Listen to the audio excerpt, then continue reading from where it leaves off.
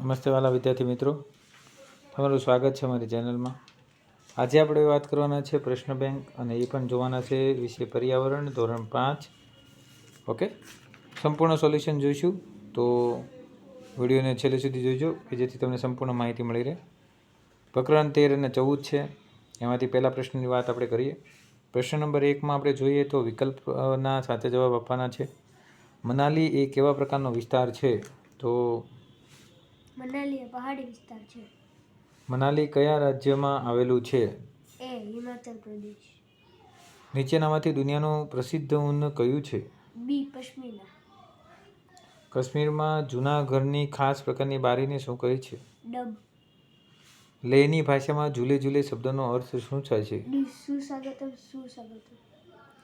રેબો નજીક ઘેટા અને બકરા રાખવાની જગ્યાને ચાંગપાના લોકો શું કહે છે? એ લેખા. કાશ્મીરની દરેક ગલીમાં ખાલી જગ્યા હોય છે. બેકરી. ચાંગપા જાતિના લોકો તેમના તંબુને શું કહે છે? રેબો. શ્રીનગરના મોટાભાગના લોકો કેવા ઘરોમાં રહે છે? ડોંગા. નીચે પૈકી કયા લોકો ઉનાળામાં ઊંચી જગ્યાએ ઘેટા ચરાવવા જાય છે? બાકરવાલ. કાશ્મીરની આબોહવા કેવી છે? ઠંડી. ઠંડુ રણ કોને કહેવાય છે? ઠંડુ રણ લેહને કહેવાય છે. ભૂમિકા કયા સરોવરના શિકારાનો આનંદ માણે છે? ડી ડાલ સરોવર. તાશીનું ઘર શેનું બનેલું હતું? પથ્થરોનું. અને સાંગથાંગ દરિયાની સપાટીથી આશરે કેટલા કિલોમીટર ઊંચાઈ ઉપર આવેલું છે? 5000 કિલોમીટર. 5000 મીટર કિલોમીટરની. નીચેની ખાલી જગ્યા પૂરો, કોઈ પણ 3 છે. પશ્ચિમી ખાલી જગ્યા જગ પ્રસિદ્ધ છે. ઊન. ચલો, ઠંડા પ્રદેશનું મુખ્ય પ્રાણી કયું છે? ઘેટું. બકરી અને ઘેટું, પણ અહીંયા આપણે ઘેટું પણ લખી શકીએ.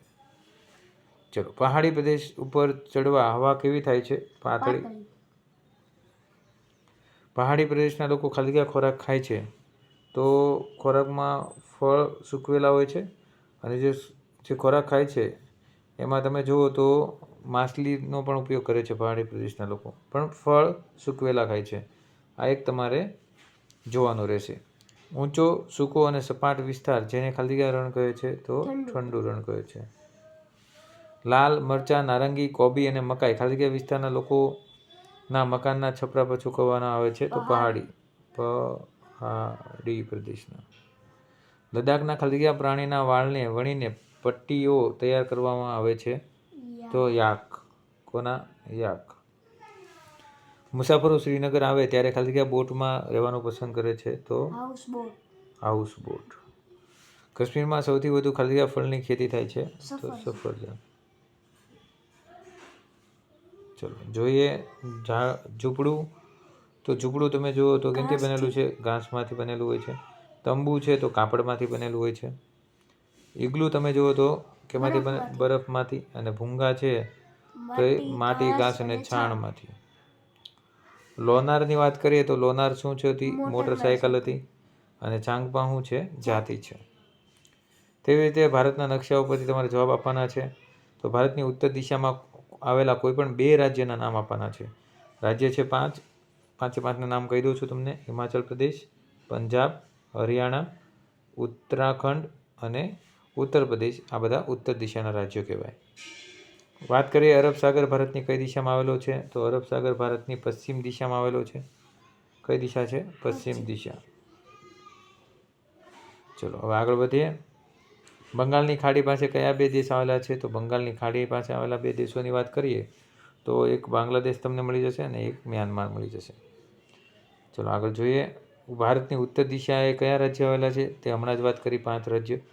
ગુજરાતનું પાટનગર કયું છે? તો ગાંધીનગર છે.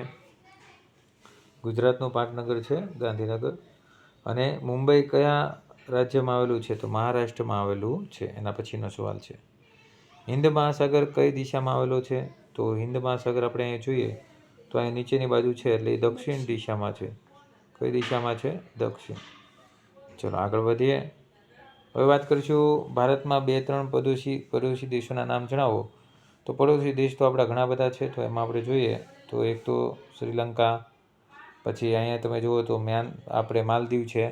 ઉપરની તરફ તમે જાઓ તો બહુ બધા આપણા પડોશી દેશો છે, જેવી રીતે પાકિસ્તાન છે, ચીન છે, નેપાળ છે, ભૂતાન છે, બાંગ્લાદેશ છે, મ્યાનમાર છે, ઉપર જવું તો અફઘાનિસ્તાન છે. તો આ બધા આપણા પડોશી દેશો કહેવાય. એવી જ રીતે તમે જુઓ તો ભારતના 2-3 કેન્દ્રશાસિત પ્રદેશના નામ આપો. તો ભારતના કેન્દ્રશાસિત પ્રદેશ 8 છે.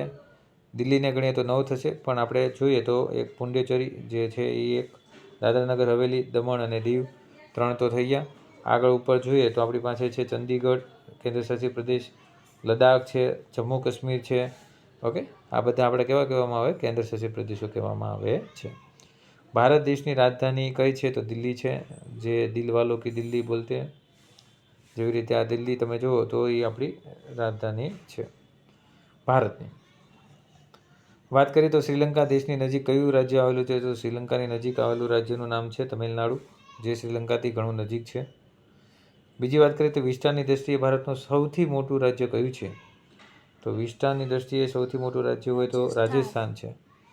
ભારતની પાસે કેટલી સીમાઓ છે? તો 2 સીમાઓ, આંતરરાષ્ટ્રીય સીમાઓ અને રાજ્ય સીમાઓ. અને છેલ્લું છે કે ઉપરનું નિશાન શું બતાવે છે મેપમાં? તો એ ઉત્તર દિશા બતાવે છે. ચલો વાત કરીએ હવે. ભૂકંપમાં ઘણા બહુમાળી મકાનો પત્તાની મહેલની જેમ ગબડી પડે છે. તો આ વિધાન કેવું છે? સાચું છે. ધરતીકંપ વખતે ટેબલની નીચે બેસવું જોઈએ નહીં. આ વિધાન ખોટું છે. અતિ વરસાદને કારણે દુષ્કાળ પડે છે. ખોટું છે. ધરતીકંપ એ કુદરતી આપત્તિ છે. સાચું છે. ખૂબ જ ઝડપથી ફૂંકાતા પવનોને વાવાઝોડું કહે છે. સાચું. ભૂકંપ સમયે ઘરમાં જ રહેવું જોઈએ. ખોટું છે.